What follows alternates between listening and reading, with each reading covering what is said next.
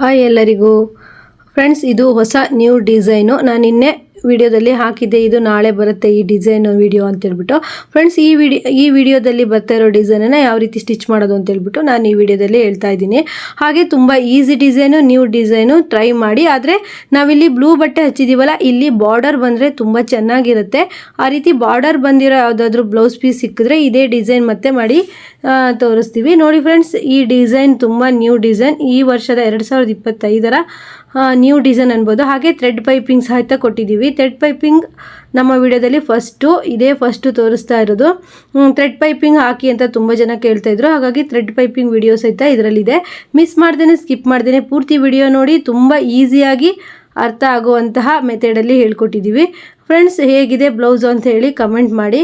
ಹಾಗೆ ವಿಡಿಯೋನ ಸ್ಕಿಪ್ ಮಾಡದೆ ಪೂರ್ತಿಯಾಗಿ ನೋಡಿ. ಹೊಸಬ್ರೇನಾದರೂ ವಿಡಿಯೋ ನೋಡ್ತಾ ಇದ್ದರೆ ಸಬ್ಸ್ಕ್ರೈಬ್ ಮಾಡ್ಕೊಂಡು ನೋಡಿ ಅಂತ ಹೇಳ್ತೀನಿ. ಫ್ರೆಂಡ್ಸ್, ಫಸ್ಟಿಗೆ ನಾವು ಈ ರೀತಿ ಕಟ್ ಮಾಡ್ಕೊಂಡಿದ್ದೀವಿ. ಅಂದರೆ ಬ್ಯಾಕಲ್ಲಿ ನಾವು ಹಿಂದ್ಗಡೆ ಬಟ್ಟೆ ಬಿಟ್ಟಿರ್ತೀವಿ, ಅಂದರೆ ಡೀಪಿಗೆ ಎಷ್ಟು ಬೇಕೋ ಅಷ್ಟು ನಾವು 3 ಇಂಚು 4 ಇಂಚು ಬಿಟ್ಟಿರ್ತೀವಲ್ಲ, ಆ ರೀತಿ ಬಿಡದೇನೆ ಈ ರೀತಿ ಟೆಂಪಲಲ್ಲಿ ಕಟ್ ಮಾಡ್ಕೊಬೇಕು. ಅದನ್ನು ನಾನು ಮೈನ್ ಬಟ್ಟೆ ಮೇಲೆ ಇಟ್ಬಿಟ್ಟು ಲೈನಿಂಗ್ ಇಟ್ಬಿಟ್ಟು ಗುಂಡ್ಪಿನನ್ನು ಹಾಕ್ಕೊಂಡು ಕಟ್ಟಿಂಗ್ ಮಾಡ್ತಾ ಇದ್ದೀನಿ.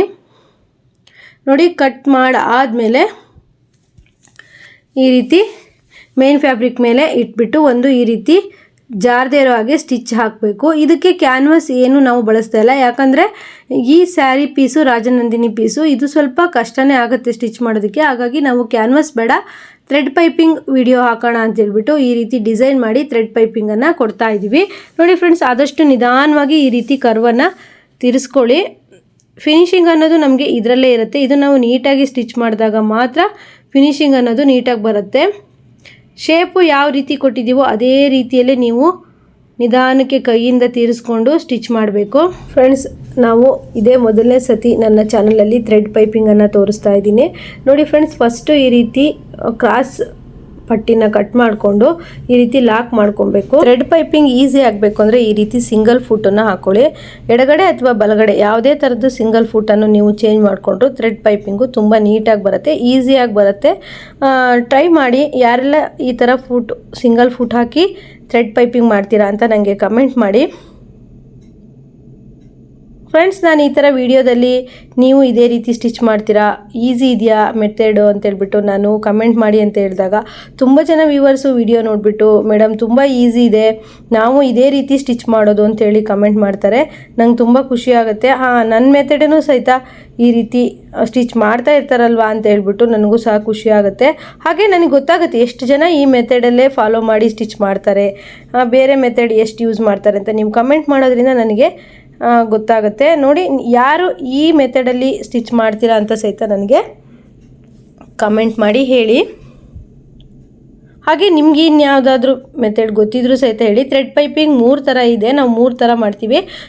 ಒಂದೊಂದೇ ಥ್ರೆಡ್ ಪೈಪಿಂಗನ್ನ ನಾವು ಒಂದೊಂದು ವಿಡಿಯೋದಲ್ಲಿ ಹೇಳ್ಕೊಡ್ತೀವಿ. ನೋಡಿ, ಈ ರೀತಿ ಸಿಂಗಲ್ ಫುಟ್ ಹಾಕೋದ್ರಿಂದ ಪೈಪಿಂಗ್ ಅನ್ನೋದು ನೀಟಾಗಿ ಬರುತ್ತೆ. ಫೂಟ್ ಒಂದು ಚೇಂಜ್ ಮಾಡೋದಕ್ಕೆ ಫಸ್ಟಿಗೆ ಕಷ್ಟ ಅನಿಸುತ್ತೆ. ನೆಕ್ಸ್ಟು ಟ್ರೈ ಮಾಡ್ತಾ ತುಂಬ ಈಸಿ ಆಗುತ್ತೆ. ಹ್ಯಾಂಡ್ ವರ್ಕ್ ಬ್ಲೌಸು ಸ್ಟಿಚ್ ಮಾಡೋದಕ್ಕೂ ಸಹಿತ ಈ ರೀತಿ ಸಿಂಗಲ್ ಫುಟನ್ನು ಯೂಸ್ ಮಾಡ್ತೀವಿ.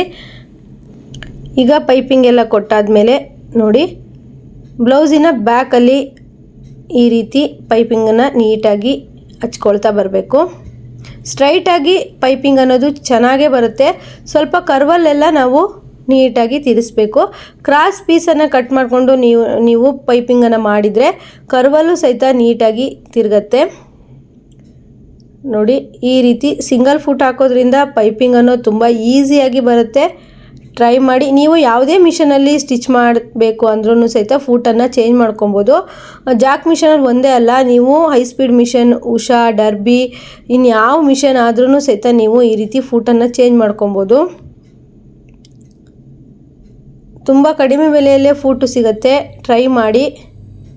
ಹಾಗೆ ಥ್ರೆಡ್ ಪೈಪಿಂಗ್ ಮಾಡಿದಾಗ ನೀವು ಎಕ್ಸ್ಟ್ರಾ ಅಮೌಂಟು ಅಂತ ತೊಗೋಬೇಕು. ನೋಡಿ, ಪೈಪಿಂಗ್ ರೆಡಿ ಆಯಿತು. ಈಗ ಬ್ಲೂ ಸ್ಯಾರಿ ಆಗಿರೋದ್ರಿಂದ ನಾವು ಬ್ಲೂ ಬಟ್ಟೆನ ಮಧ್ಯದಲ್ಲಿ ಕೊಡ್ತೀವಿ. ಹೇಗೆ ಬಂದಿದೆ ಪೈಪಿಂಗ್ ಅಂತ ಕಮೆಂಟ್ ಮಾಡಿ. ನಮ್ಮ ಫ್ರೆಂಡ್ ಒಬ್ಬರು ವ್ಯೂವರ್ಸ್ ಹೇಳ್ತಾಯಿದ್ರು, ಸಿಸ್ಟರ್ ಥ್ರೆಡ್ ಪೈಪಿಂಗ್ ತೋರಿಸಿ ಅಂತ ಹೇಳ್ಬಿಟ್ಟು ತುಂಬಾ ಕೇಳ್ತಾಯಿದ್ರು. ನೋಡಿ, ಥ್ರೆಡ್ ಪೈಪಿಂಗ್ ಈ ರೀತಿ ಆಗಿದೆ. ಹೀಗೆ ಚೆನ್ನಾಗಾಗಿದೆಯಾ, ಇನ್ನೂ ನೀಟಾಗಿ ಬರಬೇಕಾ ಅಂತ ಹೇಳ್ಬಿಟ್ಟು ನನಗೆ ಕಮೆಂಟ್ ಮಾಡಿ. ನೋಡಿ, ಇದು ಕುತ್ತಿಗೆ ಹತ್ರ ನಾವು ಪೈಪಿಂಗ್ ಹಚ್ಬಿಟ್ಟು ಈ ರೀತಿ ಸ್ಟಿಚ್ ಮಾಡ್ತೀವಿ. ಇವಾಗ ನೋಡಿ, ನಾವೀಗ ತುಂಬ ಬ್ಲೌಸ್ಗಳಿಗೆ ಥ್ರೆಡ್ ಪೈಪಿಂಗನ್ನೇ ಮಾಡ್ತಾಯಿದ್ದೀವಿ. ನಮ್ಮ ವ್ಯೂವರ್ಸ್ ಒಬ್ಬರು ಸಿಸ್ಟರ್ ಅವ್ರು ಹೇಳಿದರು, ನೀವು ಲೇಸ್ ತುಂಬ ಹಚ್ತೀರಾ ನಿಮ್ಮ ಬ್ಲೌಸ್ಗಳಿಗೆಲ್ಲ, ಅಂದರೆ ಕಸ್ಟಮರ್ ಬ್ಲೌಸ್ಗಳಿಗೆಲ್ಲ ಅಂತ ಕೇಳಿದರು. ನಾನು ಹೇಳಿದೆ, ನಮ್ಮ ಸೈಡಲ್ಲಿ ಸ್ವಲ್ಪ ಲೇಸನ್ನು ತುಂಬಾ ಬಳಸ್ತಾರೆ ಇಲ್ಲಿ ಅಂತ ಹೇಳ್ಬಿಟ್ಟು. ಸಿಸ್ಟರ್, ನೀವು ಥ್ರೆಡ್ ಪೈಪಿಂಗ್ ಮಾಡಿ ತುಂಬ ಚೆನ್ನಾಗಿ ಕಾಣುತ್ತೆ ಅಂತ ಹೇಳಿದ್ರು. ನಾವೀಗ ತುಂಬಾ ಬ್ಲೌಸ್ಗಳಿಗೆ ಥ್ರೆಡ್ ಪೈಪಿಂಗ್ ಅನ್ನೋದನ್ನು ಮಾಡ್ತಾಯಿದ್ದೀವಿ. ಥ್ರೆಡ್ ಪೈಪಿಂಗ್ ಕೊಟ್ಟಾಗ ಅದರ ಲುಕ್ಕೇ ಬೇರೆ ಥರ ಇರುತ್ತೆ. ನೀವು ಟ್ರೈ ಮಾಡಿದರೆ ನನಗೆ ಫೋಟೋನ ಹಾಕ್ಬೋದು. ನೋಡಿ ಫ್ರೆಂಡ್ಸ್, ಇದು ನಾವು ಬ್ಯಾಕಲ್ಲಿ ಡಿಸೈನ್ ಮಾಡೋದಕ್ಕಾಗಿ ಈ ರೀತಿ ಬಟ್ಟೆನ ರೆಡಿ ಮಾಡ್ಕೊಂಡ್ವಿ. ಈಗ ನಾವು ಒಂದು 3 ಫ್ಲವರ್ ಕೊಡೋಣ. ಬಾರ್ಡ್ರು ಬಂದಿದ್ದರೆ ತುಂಬ ಲುಕ್ಕಾಗಿ ಕಾಣ್ತಿತ್ತು. ಈ ಬ್ಲೌಸಿಗೆ ಬಾರ್ಡರ್ ಬಂದಿರಲಿಲ್ಲ, ಹಾಗಾಗಿ ನಾವೀಗ ಒಂದು ವಜ್ರ ಶೇಪಲ್ಲಿ ಒಂದು ಫ್ಲವರ್ ಕೊಡೋಣ ಅಂದ್ಬಿಟ್ಟು ಫ್ಲವರಿಗೆ ರೆಡಿ ಮಾಡ್ತಾ ಇದ್ದೀನಿ. ನೋಡಿ, ಕ್ಯಾನ್ವಸಲ್ಲಿ ಈ ರೀತಿ ಕಟ್ ಮಾಡ್ಕೊಳ್ಳಿ. ನಾವು 2 ಫೋಲ್ಡ್ ಮಾಡಿರೋದ್ರಿಂದ ಈ ರೀತಿ ಒಂದು ಫ್ಲವರ್ ಮಾಡೋದಕ್ಕೆ ಸ್ಟಾರ್ ಅಂದರೆ ವಜ್ರ ಶೇಪಲ್ಲಿ ಮಾರ್ಕ್ ಹಾಕಿ ನಾವು ಕಟ್ಟಿಂಗ್ ಮಾಡ್ಕೊಳ್ತೀವಿ. 3 ಕ್ಯಾನ್ವಾಸ್ ಪೀಸು ಸಹಿತ ರೆಡಿ ಆಯಿತು. ಈ ಥರ ಅದನ್ನು ನಾವು ಬಟ್ಟೆ ಪೀಸ್ ಮೇಲೆ ಇಟ್ಬಿಟ್ಟು ಹೊಲಿದ್ಬಿಟ್ಟು ಈ ರೀತಿ ಫೋಲ್ಡ್ ಮಾಡಬೇಕು. ನಾವು ಮೊನ್ನೆ ಒಂದು ಬ್ಲೌಸಿಗೆ ಇದೇ ರೀತಿ ಡಿಸೈನ್ ಮಾಡಿದಾಗ ನಮ್ಮ ವ್ಯೂವರ್ಸು ಈ ಡಿಸೈನ್ ಹೇಳ್ಕೊಡಿ ಅಂತ ಹೇಳಿದರು. ಹಾಗಾಗಿ ನಾವು ಈ ಡಿಸೈನ್ ಇವತ್ತು ಅಂದರೆ ಫ್ಲವರ್ ಮಾಡೋದು ತುಂಬ ಈಸಿಯಾಗಿದೆ. ಈ ರೀತಿ ಸ್ಟಿಚ್ ಮಾಡಿಕೊಂಡು ನೀವು ಅದನ್ನು ಉಲ್ಟಾ ಫೋಲ್ಡ್ ಮಾಡಿದ್ರೆ ತುಂಬ ನೀಟಾಗಿ ಬರುತ್ತೆ. ಇದರಲ್ಲಿ ತುಂಬ ಡಿಸೈನ್ಸನ್ನು ಸಹಿತ ಮಾಡ್ಬೋದು. ಬಿಗಿನರ್ಸ್ ಏನಾದರೂ ಡಿಸೈನ್ ಮಾಡಬೇಕು ಅನ್ನೋರಿಗೆ ತುಂಬ ಹೆಲ್ಪ್ಫುಲ್ ಆಗುತ್ತೆ ಇದು. ನೋಡಿ, ಈ ರೀತಿ